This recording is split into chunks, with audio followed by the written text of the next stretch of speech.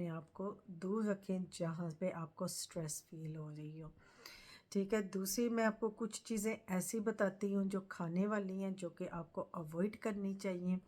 और उस वक़्त ज़िंदगी में इंट्रोड्यूस करें या टाइम में जब आपको पता हो कि अब जो है आपका एक्ज़मा जो है एक बैलेंस पे आ गया है, कंट्रोल में आ गया है, तो फिर जो है आप उन चीज़ों को ऐड करें, खाने वाली चीज़ों को अपनी लाइफ में, लेकिन एक रूटीन के साथ, एक बैलेंस के साथ।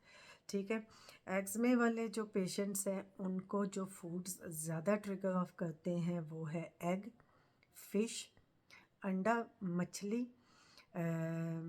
गोश्त जैसे बीफ हो गया, या दूसरा जो गोश्त है चिकन इतना ज़्यादा ट्रिगर नहीं करता। स्पाइसेस, ठीक है, मसाले हो गए, मिर्च हो गई, सॉल्ट नमक हो गया। ये जो ड्राई फ्रूट्स होते हैं ये जैसे वॉलनट्स हो। अस्सलाम वालेकुम, कैसे हैं सब? ठीक ठाक है, मैं भी ठीक ठाक हूँ। आज की वीडियो में मैं आप सबके साथ एज़ आई प्रॉमिस्ड कि मैं शेयर करूँगी एक्समे की कुछ बातें, और आपको बताऊँगी कि हमारे घर में जितनी जर्नी ये एक्समे की हुई है, हमने क्या क्या यूज़ किया, क्या क्या अवॉइड किया, कैसे खाया, कैसे पिया, कैसे पहना, क्या क्या किस किस एनवायरनमेंट में हम रहे हैं, किस तरह सब कुछ हमने मैनेज किया है, जिसकी वजह से एक्ज़मे ख़त्म भी हुए हैं, और अगर ख़त्म नहीं हो सके तो वो काफ़ी हद तक जो है कंट्रोल्ड हुए हैं, जिसकी वजह से लाइफ्स जो हैं बड़ी कंफर्टेबल हो गई हैं और मैनेजेबल हो गई हैं, पेन फ्री हो गई हैं। ठीक है, सबसे पहले मैं आपके साथ ये बात क्लियर कर देती हूँ कि ये सारी बातें वही हैं जो हमारे अपने घर के अंदर हमने जो है एक्सपीरियंस की है, और जो ट्रीटमेंट्स जो हमने मतलब एक्सपेरिमेंट्स जो भी चीज़ें हमने की है वो हमने हम अपने घर से मैं आपको बता रही हूँ। ठीक है, तो पहले मैं आपको बताती हूँ कि कौन कौन सी चीज़ें हैं जो कि आपको अवॉइड करनी चाहिए। ठीक है, खाने के अंदर जो है आप कोशिश करें कि आप जो है गर्म चीज़ें जो हैं उनको अवॉइड करें। ठीक है, जैसे कि पाए वगैरह हो गए, गोश्त हो गया जैसे बीफ हो गई, ठीक है, ये करेले हो गए, इस तरह की जो गर्म पंजीरियाँ हो गई, वॉलनट्स, ड्राई फ्रूट्स जो गर्म वाले हैं वो हैं, इस तरह की चीज़ें आप अवॉइड करें जब तक आपका एक्ज़मा कुछ कंट्रोल में नहीं आ जाता। ठीक है, दूसरी चीज़ ये है कि आप जो है टमाटोज़ ये भी देख लें, क्योंकि कुछ जो है एक्ज़मे वाले लोग उनको टमाटोज़ जो है वो रिएक्ट करते हैं। ठीक हो गया। बाकी ये है कि आप अगर बहुत सीवियर एक्ज़मे के पेशेंट्स हैं तो आप ऐसे करें कि कुछ अरसे के लिए जो है आप काउज़ मिल्क ये चीज़ें भी अवॉइड करें। उसके जो है ना एक्सचेंज में आप गोट्स मिल्क का यूज़ करें। ठीक है, गोट्स मिल्क यूज़ करें, गोट्स चीज़ यूज़ करें। मतलब आप काऊ मिल्क से और चीज़ों से जो है थोड़ा सा परहेज़ रखें। ठीक है, स्पाइसेस जो हैं उन पे भी आप बहुत ज़्यादा कंट्रोल रखें, नमक पे आपने भी बहुत ज़्यादा कंट्रोल रखना है।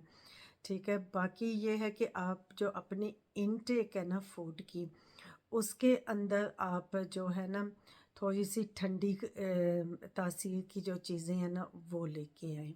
ठीक है, आप गाजरों का इस्तेमाल करें, आप सेलरी जूस जो है उसका इस्तेमाल करें। सबसे पहले first thing in the morning आप कोशिश करें कि आप या तो गाजर का जूस पिएँ तो या जो है सेलरी का जूस पिए। उससे ये होता है कि आपका जो ब्लड है ना वो ठंडा ठंडा रहता है, और आपकी जो ये रेडनेस आती है एक्समे की स्किन के ऊपर, और जो आपको आपकी ब्लड गर्म होने की वजह से जो है आपको ख़ारिश होती है वो ख़त्म होगी, आप सारा दिन सुकून में रहेंगे।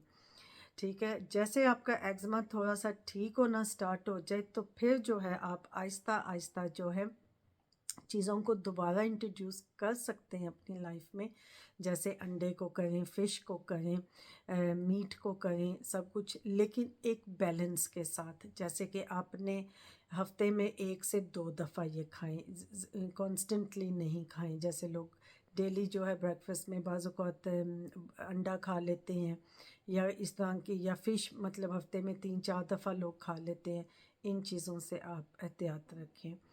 ठीक है। दूसरा जो है फ़िज़ी ड्रिंक्स, इनसे भी आपने बहुत ज़्यादा एहतियात रखनी है। जितना आप पानी पी सकते हैं उतना आपके लिए बेनिफिशियल होगा। आपकी स्किन, आपकी जो है ये इचीनेस, आप ये सारा वॉश आउट होगा और मतलब कम होगा आपका।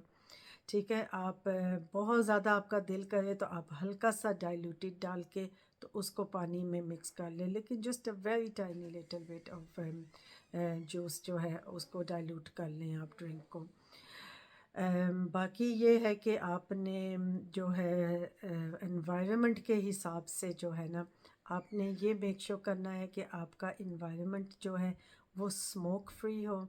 एक्ज़मे वाले जो होते हैं वो अगर स्मोक वाली इन्वायरमेंट में होंगे तो वो बेशक से ख़ुद पी रहे हैं या कोई और पी रहा है, उनको बहुत ज़्यादा जो है उनकी स्किन के ऊपर जो है ना रिएक्शन होगा उस स्मोक का। ठीक है। घर के अंदर जो है आपने इन्वायरमेंट को इस तरह रखना है कि बिल्कुल क्लीन रहे। ठीक है। डस्ट फ्री रहे कि और जो है कि हर वक्त आपने जो है कहीं ना कहीं से फ्रेश एयर आपके घर में आनी चाहिए, आपके कमरे के अंदर आनी चाहिए। दिन में 2 से 3 घंटे जो है आप अपना विंडोज़ ज़रूर खोलें ताकि जो है बाहर की हवा अंदर आए। ठीक है। अगर आपके घरों में डैम्प है, मोल्ड है, तो तब भी जो है एक्समा आपका बहुत बुरे तरीके से आपको अफेक्ट करेगा। सो कोशिश करें कि आपके जो घर है वो डैम्प फ्री हो, मोल्ड फ्री हो। ठीक है। अपने बेडिंग का जो है ख़ास ध्यान रखें। एवरी सिंगल डे आप कोशिश करें अपनी बेडिंग को चेंज करने की, लेकिन इन मोस्ट केसेस एक्ज़मे वालों को तकरीबन एवरी डे चेंज करने पड़ते हैं, बिकॉज़ वो क्रीम्स मॉइस्चराइजर्स इतना लगाते हैं कि उनकी बेडिंग जो है वो ग्रीसी हो जाती है। प्लस वो उनकी इचिंग इतनी होती है कि उनकी जो फ्लेकी स्किन है वो बिस्तर को वैसे भी जो है ना ख़राब करती है। ठीक है। अगर आप बहुत सीवियर कंडीशन में नहीं हैं तो दूसरे दिन लाजमी आप फिर भी चेंज करें अपनी बेडिंग। कोशिश यही रखें कि अपनी बेडिंग को जो है वो 100% कॉटन रखें। कोई मतलब सिल्क वाली बेडिंग या कोई ऐसा फैब्रिक ना हो, वूल वाली या वेलवेट वाली या किसी तरह की भी अदर दैन कॉटन, जो आपकी स्किन को इरिटेट करे। कॉटन जो है वो ठंडी ठंडी है और जो है ना आपकी स्किन को बड़ा सुकून में रखेगी। आप खुद से भी जो कपड़े पहनते हैं अगर आप उसमें भी एहतियात रखें कि कॉटन वाले कपड़े पहने, ना कि आप वूल वाले पहने या ज़्यादा मोटे पहने या इस तरह के ना।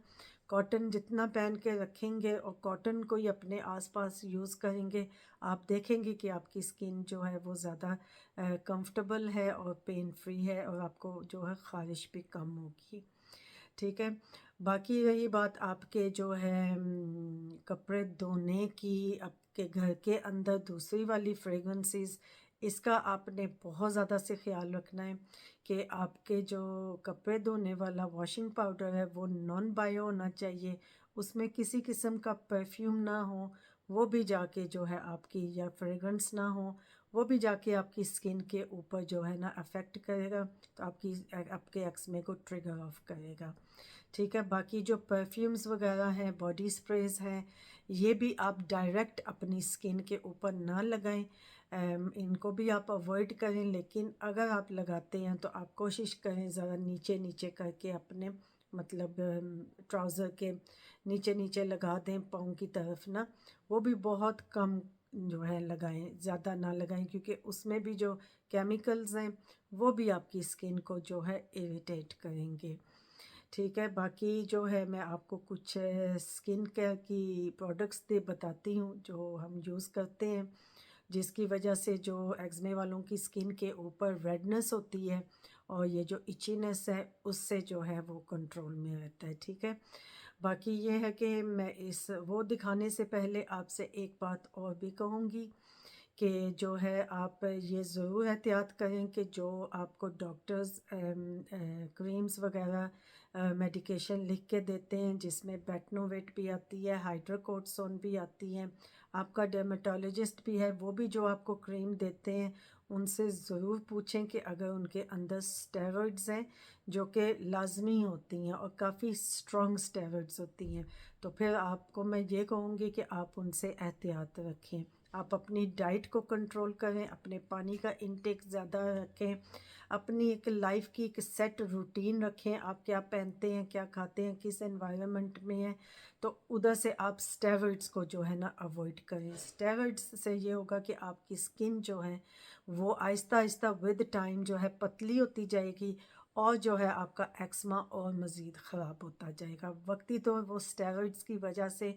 आपको फ़ील होगा कि आपकी स्किन जो है अच्छी होती जा रही है, लेकिन वो सिर्फ उसके स्टेरॉइड्स उस टाइम पे मैजिक का काम करते हैं, लेकिन लॉन्ग टर्म में वो आपको डबल ट्रिपल नुकसान होगा। ठीक है। अपने आप को जो है स्ट्रेस फ्री रखें। कम जितना कम अपने आप को स्ट्रेस दे सकते हैं उतना दें, क्योंकि स्ट्रेस से भी जो है आपका एक्समा जो है ट्रिगर ऑफ हो जाता है। एक्ज़मे वाले जो होते हैं ना पेशेंट्स, उनको ये ज़रूर देखना होता है कि उनकी जो लाइफ होती है ना वो एक सेट रूटीन पे उनको चलानी पड़ती है। उसमें वो ऐसे अफोर्ड नहीं कर सकते कि भाई वो कुछ भी खा लें, कुछ भी पहन लें, किसी तरह कभी अचानक से स्ट्रेस ले लें अपने ऊपर, कुछ भी ऐसे ज़्यादा मतलब बर्डन डाल लें स्ट्रेस का या कुछ। उनको इन चीज़ों का बहुत से ध्यान रखना पड़ता है, और जैसे मैंने कहा एक सेट रूटीन के हिसाब से उनको अपनी डेली बेसिस पे लाइफ को गुजारना पड़ता है। ठीक है। अभी मैं आपको थोड़े से प्रोडक्ट्स दिखा देती हूँ जो हम यूज़ करते हैं। तो आप अगर चाहें तो आप रिसर्च कर लें, पहले रिसर्च करने के बाद आप इन प्रोडक्ट्स को ट्राई करें। हमारे घर के अंदर ये बहुत सूट की हैं प्रोडक्ट्स, और ये केमिकल फ्री हैं, फ्रेगरेंस फ्री हैं, जो कि यही चीज़ आपको अवॉइड करनी होती है, बिकॉज़ आप फेस वॉश भी जो है कोई परफ्यूम वाला नहीं यूज़ कर सकते। आप मॉइस्चराइज़र्स भी जो है वो कोई केमिकल्स परफ्यूम्स वाले वो नहीं यूज़ कर सकते। ठीक है। तो इस वजह से जो है ना ये हमें बहुत सूट किया। आप भी ज़रूर रिसर्च कीजिएगा, करने के बाद अगर आप सेटिस्फाई होते हैं तो आप भी ये ट्राई करके देखिएगा, तो इंशाल्लाह आपको अफेक्ट आएगा। ठीक है। तो सबसे पहले मैं आपको ये दिखाती हूँ कि ये वाला जो है ना, ये जो है ये फेस वॉश है। ठीक है। क्लेंज़र और फेस वॉश के ना जगह पे आप इसको यूज़ कर सकते हैं। ठीक है। सुबह जो है सबसे पहले इसी से मुंह धोया जाता है। ठीक है। उसके बाद जो है ये वाली जो है ना ये मॉइस्चराइज़र की जगह पे यूज़ होता है। ठीक है। ये देखिए, ये आपको जो है आई थिंक ऐसे सही नज़र आएगा। यहाँ से आप जो है ना इसको जूम इन करके तो सही तरह से आप देख लें। ठीक है। और फिर जब बहुत एक्सट्रीम, यही दो चीज़ें हैं जो यूज़ होती हैं।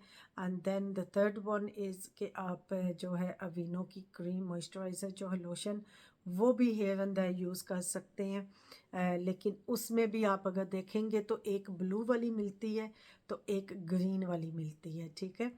आप जो है उसको आप ट्राई करके देखें, दोनों में से आपको कौन सी सूट करती है। कुछ लोगों को ग्रीन वाली सूट कर जाती है, कईयों को जो है वो ब्लू वाली सूट कर जाती है, तो वो भी आप लगा सकते हैं। उसका बस थोड़ा सा आप ये ध्यान रखिएगा कि बहुत ज़्यादा लॉन्ग टर्म जो है उसको नहीं यूज़ करना, क्योंकि उसके अंदर ओट्स हैं। ओट्स जो है ना वो ज़्यादा स्ट्रॉन्ग होते हैं, वो भी स्किन को जो है ना एक्ज़मे वाली स्किन को नहीं लॉन्ग टर्म सूट करते। सो आप उसको जो है थोड़े से ब्रेक्स दे के यूज़ कर सकते हैं। तकरीबन मतलब एक आध महीना यूज़ किया, फिर बीच में एक आध महीना छोड़ दिया, and stick with this one and then you can use that one again. ठीक है। जब आपका एक्समा बहुत सीवियर हो या आपके वो ऐसे डेज़ हो जिसमें आप मतलब फ़ील करते हैं कि आज थोड़ा ज़्यादा तेज़ है एक्समा या कुछ, तो उस टाइम पे फिर आप ये वाली क्रीम लगा सकते हैं। ठीक है। जहाँ जहाँ पे आपको एक्समा है आप वहाँ वहाँ पे इसको यूज़ कर सकते हैं।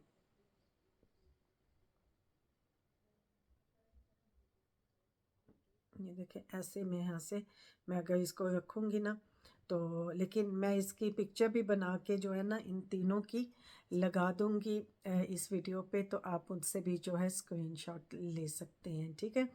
सो ये मैंने आपको एक ओवरऑल थोड़ा सा बताया है कि एक्समे के अंदर किन किन चीज़ों का आपको एहतियात करना है, किन किन चीज़ों से आपने जो है जो अपनी लाइफ के अंदर उन चीज़ों को यूज़ करना है।